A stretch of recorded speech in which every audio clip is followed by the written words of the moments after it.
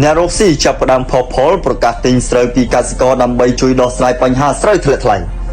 បន្ទាប់ពីកសិករបានជួបស្រូវធ្លាក់ថ្លៃខ្លាំងដោយសារចរន្តទីផ្សារអន្តរជាតិប៉ុន្មានថ្ងៃចុងក្រោយមកនេះបណ្ដាក្រុមហ៊ុននិងអ្នករកស៊ីអនឡាញមួយចំនួនបានផុសផុលក្នុងប្រកាសទិញស្រូវពីកសិករខណៈអ្នកខ្លះបានឲ្យតម្លៃលើសពីទីផ្សារបច្ចុប្បន្នដើម្បីជួយកសិករតាមរយៈបណ្ដាញសង្គម Facebook នៅថ្ងៃទី3ខែវិច្ឆិកាឆ្នាំ2025នេះអ្នកអង្គការសុវរៈម្ចាស់ក្រុមហ៊ុនវីរៈប៊ុនធម្មបានប្រកាសថានឹងប្រមូលទិញស្រូវពីកសិករប្រមាណជាង 30,000 តោនក្នុងតម្លៃ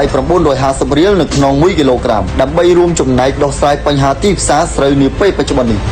ទន្ទឹមនឹងគ្នានេះអង្គការនឹមវណ្ណៈប្រធានក្រុមហ៊ុន ACE គ្រប់បានប្រកាសប្រមូលទិញពីកសិករផងដែរដោយលោកស្រីមានគម្រោងទិញស្រូវ OM 5451និងស្រូវស្រងែចំនួន100តោននៅក្នុងតម្លៃ1គីឡូក្រាម800រៀលសម្រាប់ស្រូវសើមនិងស្រូវស្ងួតក្នុងតម្លៃ1000រៀលនៅក្នុង1គីឡូក្រាមសម្រាប់នៅវគ្គ1ដើម្បីចូលរួមចំណែកជួយកសិករខ្មែរការចូលរួមទិញស្រូវនេះគឺលោកស្រីយកទៅចែកជូនបងប្អូនវរៈកងទ័ពជួរមុខក្នុងមួយនាក់ចំនួន25គីឡូក្រាម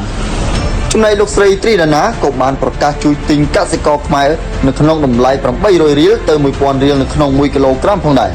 រីឯក្រុមហ៊ុន Srabi Gainsberg ដែលជាក្រុមហ៊ុនផលិតក្នុងស្រុកមួយបានប្រកាសពីគំនិតប្រដូចដើមដ៏គួរឲ្យកោតសរសើរមួយដោយសម្រេចចិត្តទិញស្រូវពីកសិករខ្មែរក្នុងបរិមាណរហូតដល់100តោនក្រុមហ៊ុនវឌ្ឍនៈក៏បានប្រកាសជួយកសិករខ្មែរផងដែរទិញស្រូវចំនួន100តោននៅក្នុងតម្លៃ1000រៀលក្រៅពីក្រុមហ៊ុនអង្គការនិងអ្នករកស៊ីអនឡាញទាំងនេះក៏មានបុគ្គលផ្សេងទៀតប្រកាសជួយទិញជាបន្តបន្ទាប់ផងដែរ